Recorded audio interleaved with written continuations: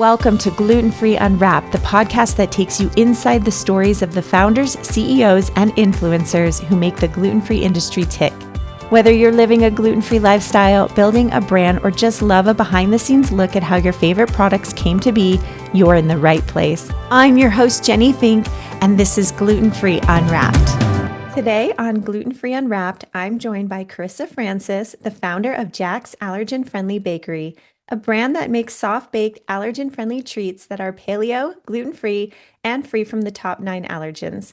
Chris and I will walk through how her family got into the gluten-free and paleo world, how their personal journey led them to develop their own recipes, and eventually a thriving cookie business, and the hard work that goes into building a brand from the ground up. Karissa, welcome to Gluten Free Unwrapped. Thank you. Hi. I'm so excited to have you here today. And I've enjoyed getting to know you and your brand over the years. I think a lot of my listeners may not have heard of you yet. And so I was wondering if you could just tell us a little bit about Jack's Bakery and yourself. Sure. So we started our company in 2015. It's owned by my husband, Josh, and I. And we started it primarily because we've got a couple of allergies, both in our family and then, well, not allergies, intolerances, food restrictions, I guess. And but we also had friends who had other restrictions and like school at the time, the kids were little, so they can't bring nuts into the classroom. So it kind of evolved out of just like needing to find something that we could all eat and we could send to school with the kids. But we make now top 14 free because the FDA doesn't consider coconut to be a tree allergen any longer. So we can actually say we're free of the top 14 allergens. Cookies, brownie bites, and then we're launching a new line of some like bread kind of items. So we've got cinnamon rolls, dinner rolls, and breadsticks that are going to be coming out really soon that we're super excited about. So Oh, wow. Okay, there's a lot to unpack there. And I think I said you were top 9 allergen free in my introduction, but you're actually top 14 allergen yeah. free, which is amazing. That's got to be so hard. Okay, so people who may not know your company, so you make mostly like soft baked cookies, right? And then what would you say is your signature product? I mean, I would say our chocolate chip cookie has been our best seller since we started. Which, that's just the classic chocolate chip cookie is super popular. Our brownies we launched about 5 years ago now, and they are probably tied for the chocolate chip at this point in time. So people Okay. like And them. these cookies and brownies are super soft, like, and they're found in the bakery section. So did you mention that they were paleo? Is that what you said? They're also Uh, paleo? yes. So all of our cookies, our original line is paleo. So actually, when we first started our company, we were called Jack's Paleo Kitchen. So like 10 years ago, paleo was a super popular thing. And we were actually eating that way. And then we kind of just like realized like paleo is an easy way to say we're dairy free, gluten free, soy free, refined sugar free, which we're all of those things, but that's a way bigger mouthful than just saying paleo for people who know what it is. So eventually that's kind of like the last couple years we noticed people weren't really recognizing what paleo is as much as they used to. And also we didn't want to like leave out the customers who are really just looking for allergy-free stuff and didn't understand what paleo was. So we rebranded about 2.5 years ago to Jack's Allergen Friendly Bakery. And that's also allowed us to be able to create some of the new items that we're working on because like it's really pretty much impossible to create cinnamon rolls or breadsticks that are paleo friendly and stay soft and actually can like be mass produced. So that's just kind of allowing us to expand what we're doing and reach more allergy consumers, which is really what our customer base is anyway. Right.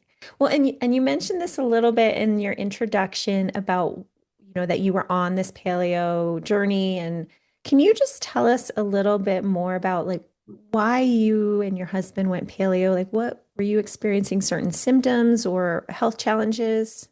Yeah, sure. So when my husband's been diagnosed as severely gluten intolerant since he was probably like 22.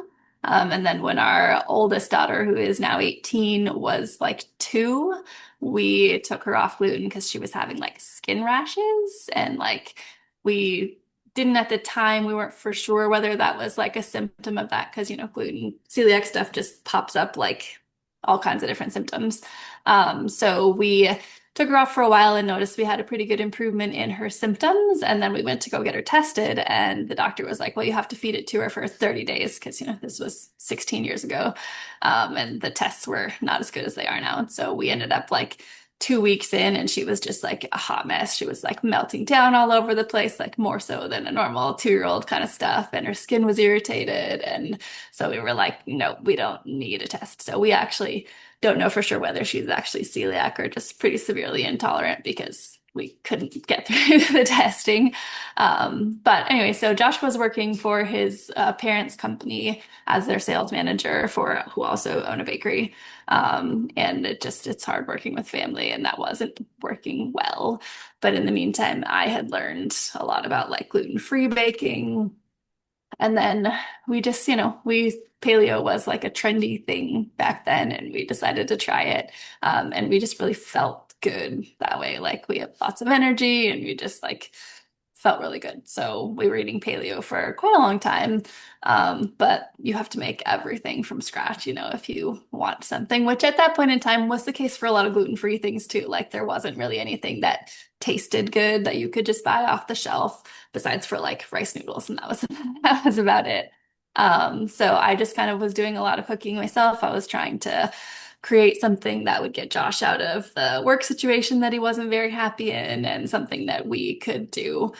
And so I found lots of like paleo cookie recipes, and in the comments, like people would always ask, like, can we do this without nuts, or can I do this without eggs, or any of those things? And so I was like, oh, well, let's just make something that everybody can eat. So I spent probably a year or so developing a recipe before we were able to find something that tasted good, like our non-paleo, non-gluten-free people were willing to eat, and that would stay shelf stable for enough time to be on a retail shelf. So Right.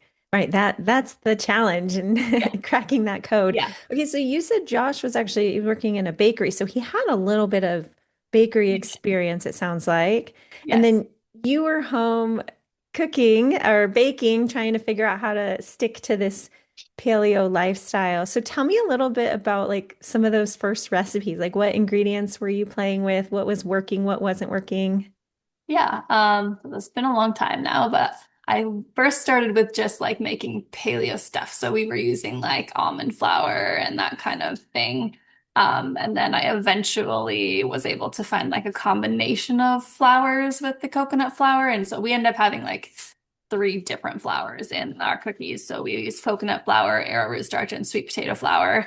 And originally, I think we were just using arrowroot and coconut flour in my experiments, and then maple syrup and honey, and that kept things like soft enough that they tasted good originally. And then, like a couple days later, anything that you make fresh tends to not taste as good. So I was just doing a lot of research trying to figure out different like what else can you use to keep things soft longer? And eventually we just like randomly tried sweet potato flour after doing some Google research, and that like was the secret ingredient that allows them to stay softer for a longer period of time. So Oh, wow. Yeah. And it sounded like you were cooking with almond or baking with almond flour, but like you said, that wasn't nut free. yeah, So that's exactly. fascinating. Okay. Sweet potato flour is sort of a newer ingredient to me. But that's amazing. I've had your cookies and I don't think I like tasted that. I had no idea, to be Yeah. honest. There Every once is, in a while somebody will say that they can like taste a little almost like pumpkin-y or something, but I don't really which notice it. which isn't a bad thing, right? Yeah, yeah. It's like a great flavor too. Um, there is an ingredient that you include in your cookies and brownies, and it's the beef collagen, right? Am I saying that right? Yeah. Yeah. And I remember when we first met and we were talking about even putting your cookies in my Love Me gluten-free boxes. I was like, wait, what's this beef collagen and why are you using it? Yeah. Tell us a little bit about that ingredient and how it works in your cookies.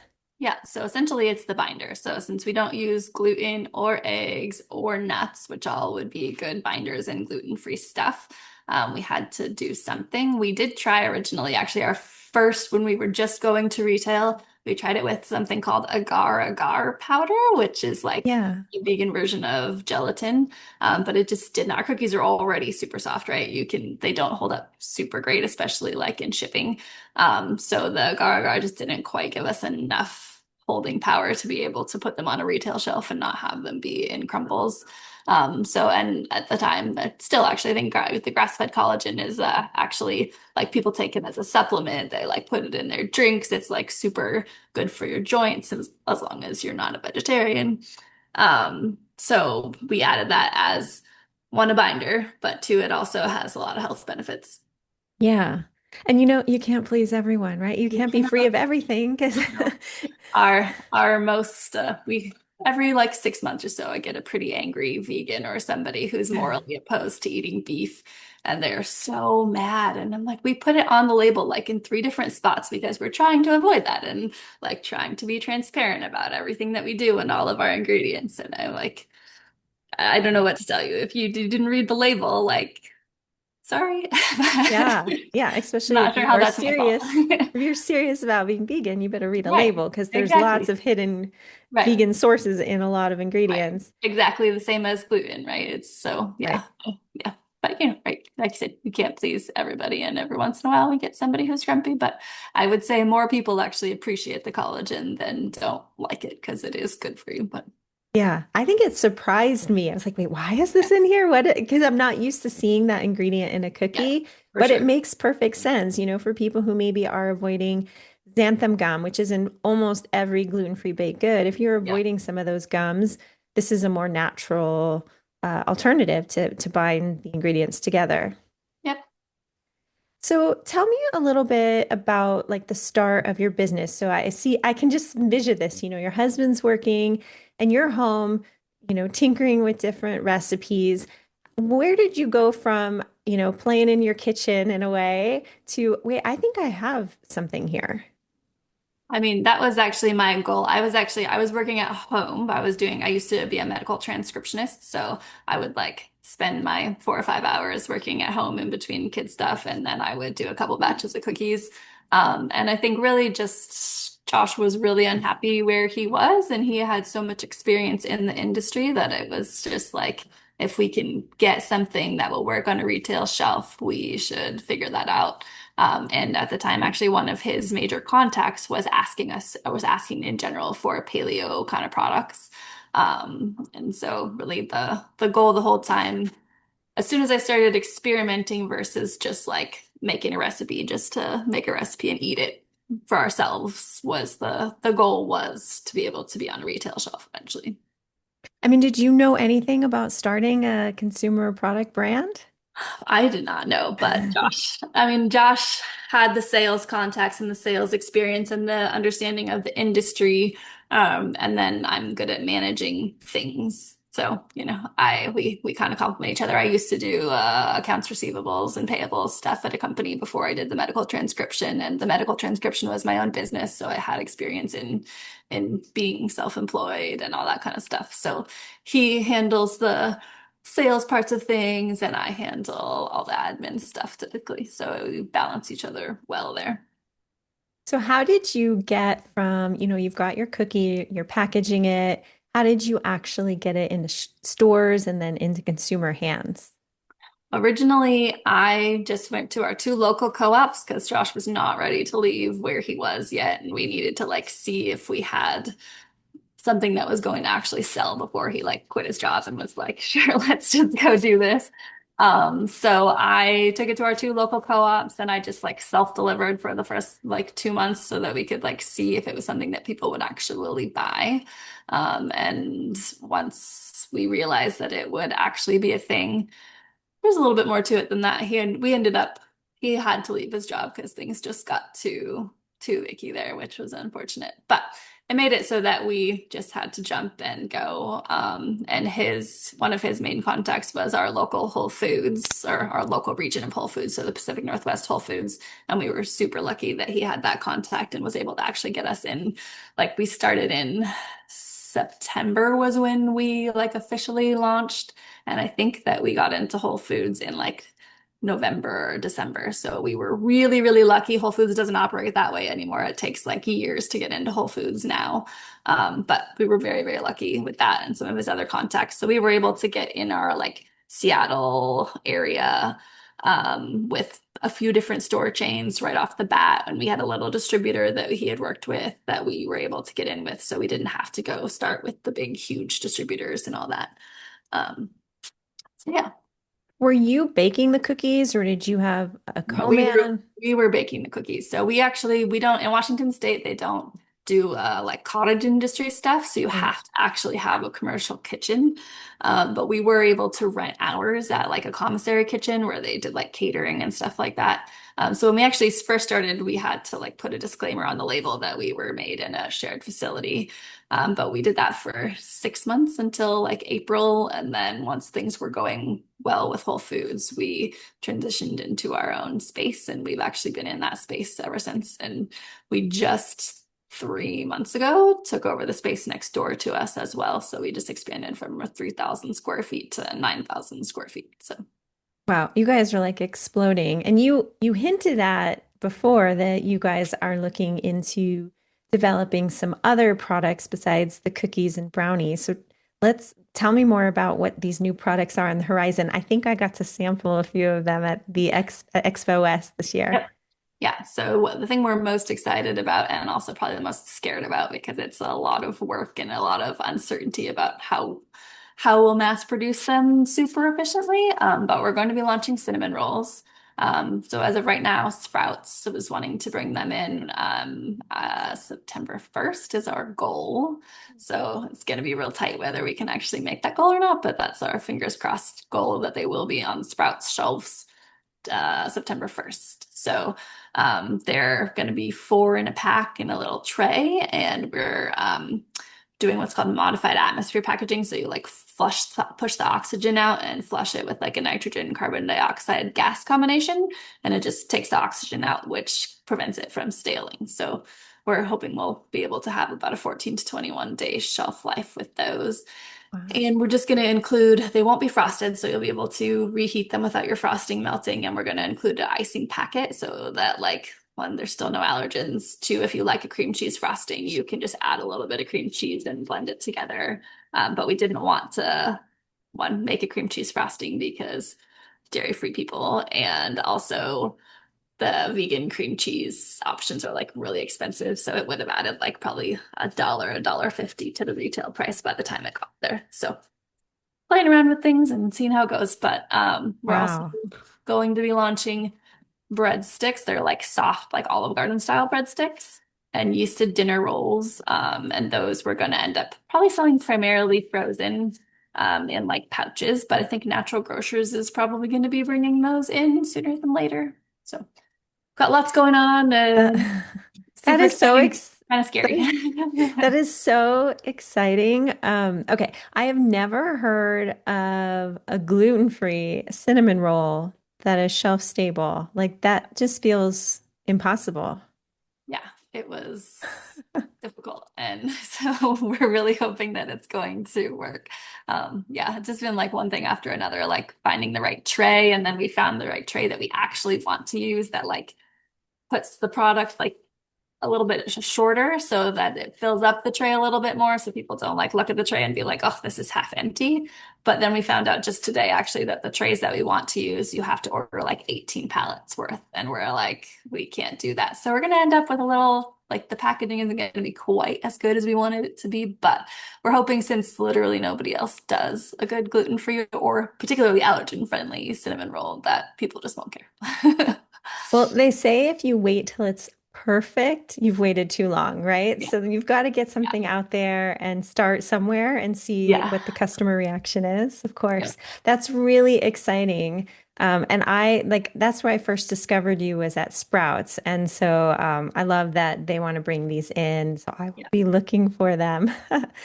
But as you know, this gluten-free cookie market and even this, like I've heard of a bunch of cinnamon rolls, none shelf stable, but frozen. This is a competitive marketplace. Like there is a lot of gluten-free cookies out there. What do you think sets Jack's apart? I think our biggest thing is that we are free of all of the allergens, right? There's lots of cookies that are gluten free. but aren't egg free or aren't nut free or aren't dairy free. So just being able to offer to literally anybody who wants to eat something with a food restriction that we basically, I mean, every once in a while we'll get like, oh, I'm allergic to maple syrup or something random that you can't like predict. But as far as the main allergens go, and also they're soft. There's not a lot of gluten-free cookies out there that are soft in texture. So I think those two things set us apart. Also, our cookies, we don't use refined sugars aside from in the chocolate chips have a little bit of like refined sugar, but the cookie base and all of that is just maple syrup and honey. So they're a little bit healthier, but they don't necessarily taste that much healthier. So It's somewhat magic what you're doing. I don't know how you're getting them to be so soft and sweet without all of these ingredients. So kudos to you. Obviously growing a business from the ground up, you guys had some experience, with Josh's background, but what have been some of the challenges to growing and scaling? Because this is really moving fast for you guys. You're only, what, 10 years old?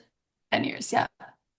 Yeah, I mean, honestly, we've done it pretty sustainably for the most part. I would say our biggest challenge was the how long it took to get to where we were making enough income to support ourselves. So, like for a long time, I still did my medical transcription stuff and then did the other stuff on top of that. And Josh did like side hustles for it was the first 3 years until we actually launched with Sprouts.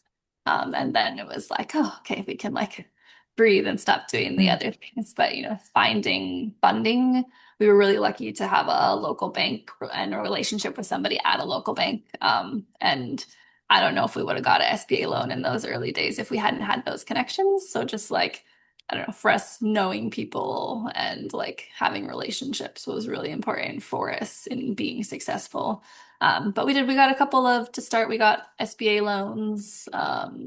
And then, we sold a rental house that we had and we did all the things to just keep afloat. So Right. Got to be scrappy, like make it work. And are you still yeah. self-funded? Like I know you had said you had some loans. Do you have investors? Yeah, no, we don't have any investors. We are completely self-funded. We actually paid off the last of our SBA loans last year. And then we had to buy some equipment. So we ended up getting them back. But yeah, I think we're we like to have total control over our business and what we're doing. So we've never really wanted to do investors. So we've just slow and steady, like taking over the space next to us with the 6,000 square feet is like really more than what we wanted to do, but it costs so much money to move with like having to move ovens and do gas piping and just all of that stuff is so insanely expensive that it would actually we worked it out to be cheaper to take over 6,000 square feet and keep our 3,000 square feet than it would have been to just move into that 6,000 square feet. So, Makes sense. Wow. Okay. You guys are definitely growing fast. So you guys are a family business. So tell me what the name Jax means. Where did that come from? sure. So it's an acronym for everybody's initial of their first name. So Josh is the J, our youngest daughter, she's 15, is Avery, she's the A, Cadence is 18, she's the C, and then I'm the K. So And do your kids work in the business too? sometimes they don't really love to. Yeah, they're not super excited about it. Avery will come work in the summer sometimes if we're not doing brownies. She doesn't like to do brownies. Oh. But Cadence has her own job and neither of them really have any interest in being more involved than that. So What is the dynamic like, you and your husband working together? Is yeah, it stressful or do you guys get along well? we What's get that like? along well for the most part. I think because we have such different skill sets, like we have like a like separation of what our jobs are. So I think our biggest struggle is if whatever we're doing, if our job functions overlap in that project, then we struggle a little bit. But for the most part, we still really like each other. Is he over? Except for You when looked he's over. being noisy. Yeah, sorry, can you hear that? We're getting ready to go out of town and he's working on making some food for that. So he's trying to be quiet. He's trying to be quiet. Yeah. Um, well, that's awesome that you guys have such a good working relationship. I have a similar thing. I work with my husband, and we have our spats when we work together a Yeah. little bit, but like you, we have our different talents. So we're working on different things and it works well. And that's what you should have in a partner in life and business, someone who complements you, right? Yeah. For sure. We definitely have that. And, we still like each other enough that we hang out outside of work still. So, Yeah, you guys are going on vacation together, huh? I love it. What is something that you have learned about yourself in the last 10 years of starting Jack's Bakery? what have I learned about myself? I've learned that I really don't like doing people interactions so much. Like I thought, and actually that I don't like, in particular, I don't like doing shows. Like when Josh used to travel a lot for work and he used to do shows all the time. And I think, oh, that'd be so fun. Like you just get to go like talk to people and you get to travel. And I don't understand why you're complaining about that. And now after doing several years of shows, it's like, I was really happy when we started doing more things in the show, like with the cinnamon rolls and needing to like spend more work on samples so that I could be like, nope, I'm cutting up samples and cutting cinnamon rolls. You got to talk to those people. So you're a little shy. I don't love that part. Yeah. That's so funny, but Josh does, right? He's Josh more does. outgoing. Yes, he's a very good at his job, but he also likes to talk to people. Is there something that you would wish you had known earlier in this journey? Like when you were first starting out, wide-eyed, like, I'm going to start this wonderful cookie business. Is there something you wish you had known then? I mean, I would say I wished we had realized how much it was going to cost and how long it was going to take before we were like making a living. But at the same time, I don't know if we would have done it if we realized that. Yeah, yeah, that's for sure. I hear that often. It's like, well, if I knew that, I wouldn't have gotten to where I am today because I wouldn't have even tried. Uh, So, the gluten-free market and the paleo market, all of this has changed so much in the last, 10 years since Yeah. you've been starting. I'm sure it was like it felt like nothing at the time. Where do you see the market going? You've been to some of these shows, you're seeing competitors and different companies out there. Where do you think the gluten-free market's going? I think it's just going to keep getting better. It's not a thing that's going to go away. So again, that's part of the reason why we rebranded to Jack's Allergen Friendly Bakery because we really needed to make stuff that is like good, better than what's out there. Even our cookies, sometimes I feel like should we be playing around with the recipe to try to improve it? But you don't want to like alienate anybody who is already enjoying your stuff, right? But I do like when we get presented with like, oh, this works as a really good binder, just like salespeople from other ingredient companies. So we try to be really careful about making any changes, but we do constantly like, could we get these to hold together just a little bit better so that we would be able to ship them to more people, right? Like that's our biggest struggle. It's not a big deal at the retail level because we ship them frozen. The stores keep them frozen until they slack them out.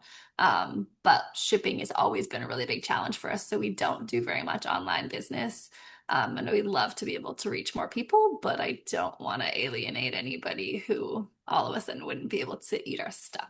So just moving forward with new stuff, I think we have all of our stuff is good. Like everybody enjoys our stuff, but trying to be better than what's already out there in the market, I guess, is where we're trying Yeah, to go, stay ahead of the curve, I guess. right. Yeah. And we don't like there's so many different trends and things going on.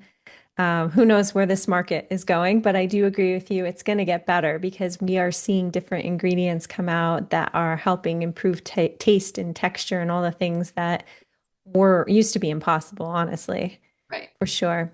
Would you be up for some rapid fire questions before I let you go? Sure. Awesome. What's the first thing you do to start your workday? I check my email.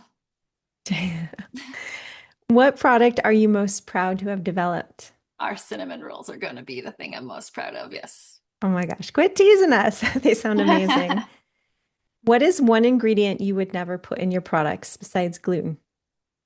Nuts. Nuts. What's the best piece of advice you've ever received? That one was a hard one. I would say my favorite thing I've ever seen is somebody said, like, if plan A didn't work out, like, stay cool. There's 26 more letters in the alphabet. Oh, that's so clear. I've never heard that. Thank you. That's really good advice. What's one thing you wish you were better at? People skills. What's your favorite dish to make at home? Probably gluten-free lasagna. Mm.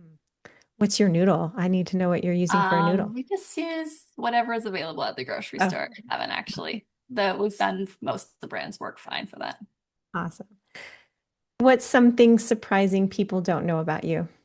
In our industry, I would say I don't actually have any food allergies personally. Oh, wow. But did you say you felt better without I eating do for gluten, or is sure. it I more feel your better. family? Not gluten. For me, it's more like sugar. So, Mm. um, yeah, like one of the reasons that we were eating paleo and then the AIP where sorry, we didn't talk about this, but we found out by a happy accident that like five of our cookie flavors are AIP compliant. So that's autoimmune protocol. So like people who are trying to help improve their autoimmune disease symptoms with diet. And that's even more restrictive than like paleo. So they also have to take out like eggs and nuts and seeds and all that kind of stuff. Um, so for me, I did AIP for a while because I have Hashimoto's, and I found that the big thing for me is actually sugar rather than gluten. So Interesting. Is there a good show that you're watching right now? we're watching Will Trent right now. We like that one. Okay. And my last question is something that I like to ask all of my guests, and I want you to name another gluten-free brand that you really admire. I would say Simple Mills. Like I've been amazed at how fast they grew. They're not in their grocery shelf rather than bakery, so they're not quite in the same category as us. But I've always been like super impressed with how she was also just her own founder, and like she just scaled so fast. And I have no idea how she did it, but I'm jealous. Yeah, right. And I think she also had a similar thing like you, like Yeah, timing is everything. It was, yeah, there wasn't a lot of options at that time, and people for were sure. experimenting with these different diets. So amazing. Oh, I love that. So before we let you go, how can people or where can people find Jack's products and how can they keep in touch with you as well? Sure. So our best way to find us would probably be our store finder. I try to keep it updated as much as I can, but some of our main chains would be Sprouts, Natural Grocers. We're in the Whole Foods, Pacific Northwest, Northern Cal, and Southern Cal regions. So we cover the West Coast of for Whole Foods. Fresh Time in the Midwest is a good one. And then we're in a lot of little co-ops and stuff. If you want to just like stay in touch with us and see when we like are in new stores or when we're launching new items, we do have a Facebook and Instagram that we keep updated regularly as well. And what is the handle on that? It's just at Jack's Allergen Friendly Bakery. Awesome. I wish you so much luck, and I hope that we continue to see your cookies and your cinnamon rolls in more stores as you continue to grow and bring your products to more people who need them in our community. So, Yeah, thank you so much for sharing your origin story with us. I really appreciate your time today. of course. Thanks for having us. Thank you for listening to Gluten Free Unwrapped. If you enjoyed this episode, please subscribe, leave a review, and share it with someone in your gluten-free circle. You can connect with me, Jenny, on Instagram at GoodForYouGlutenFree, and be sure to check out my carefully curated celiac-friendly subscription boxes at lovemeglutenfree.com. I'll return next week to unwrap more inspiring stories from the people shaping the gluten-free world. Until next time, stay strong, eat well, and remember, you don't have to do this alone.